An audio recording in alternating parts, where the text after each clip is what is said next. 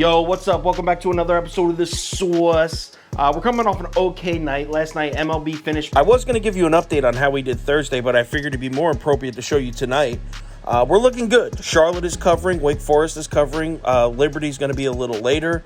You can see the extra bets down here. We're looking good. So far this season, we are plus 10.53 units, and we should be up more than that when tonight is over. In this episode, we're talking Fighting Irish football. We got Notre Dame on the road at Wisconsin.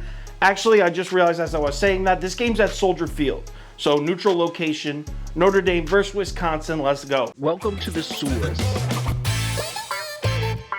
The Sauce. The Sauce. Hey, get the sauce. As of Tuesday morning, this line was Wisconsin minus 5.5. Public is definitely on Notre Dame, as it always is, because they have so many goddamn fans.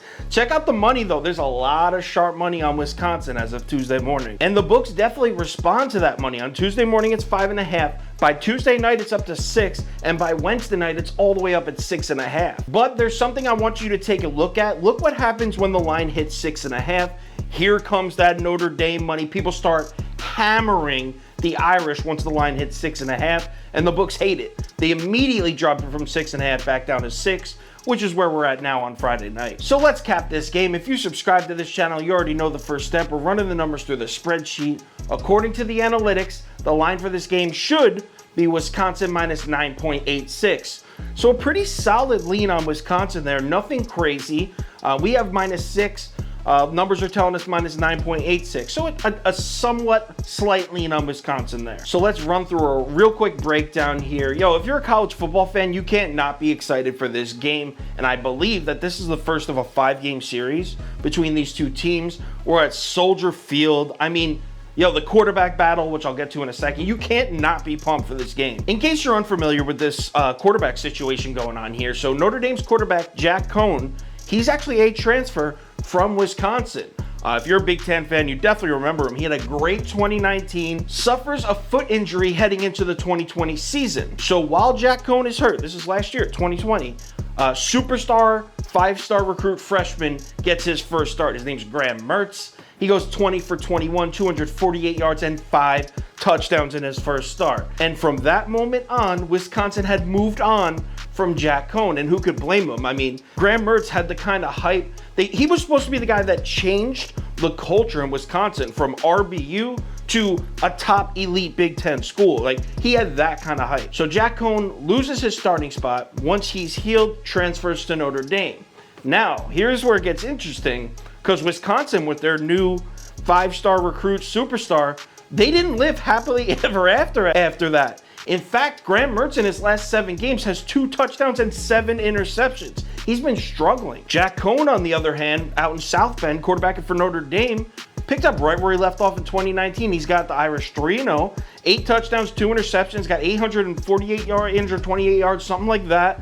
Playing the same game manager role that he played in 2019 with the Badgers. So all of a sudden, the script has flipped again. So now these two teams meet, right? Now, in a normal situation, you would think Jack Coan is the one with something to prove, right? Like, he got replaced. He wants to prove to his old team he made a mistake. But, yo, like I said, the script is flipped. Graham Mertz and Wisconsin are the ones with something to prove here. They have to prove that they didn't mess up in letting Jack Coan walk. You got to think, right now, the Wisconsin fan base is like, yo, Graham Mertz, you better show us that we didn't mess up here. Like, you better show us that we made the right decision. He's still only a kid. He's a true sophomore. He's still only a kid, but this is going to be his 10th start. You don't get many in college football. This game is going to show us who Graham Mertz really is on a deep character level. Good news for Wisconsin. You can definitely throw the ball on Notre Dame. Basically, take a 5-step drop, find where Kyle Hamilton is, and throw it the other way. Like, it's that simple. Kyle Hamilton, absolute superstar safety for Notre Dame. The rest of the secondary, specifically the corners, definitely beatable. Now, Jack Coan and Notre Dame's offense, they're definitely going to have their hands full in this game. Wisconsin's defense is no joke at all. I mean, we just saw Penn State's offense rip Auburn's defense to shreds. Wisconsin held Penn State to just 16 points. This Wisconsin Badger defense is for real. So what's the bet here? Well, there's no question that I feel Wisconsin is definitely the better team.